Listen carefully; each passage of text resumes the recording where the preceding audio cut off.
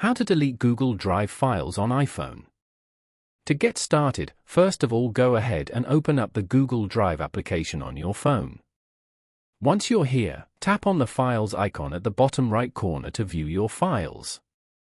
Now, tap the three dots on the right side of the file you want to delete. From the menu that appears, scroll down to the very end and tap on Remove. As you can see, a pop-up will appear. Tap on Move to Trash to confirm your action. The file is moved to trash and will be deleted forever after 30 days. To delete it permanently now, go to the menu icon at the top left corner as shown. From the side panel, find and tap on Trash. Tap on Empty Trash at the top right corner.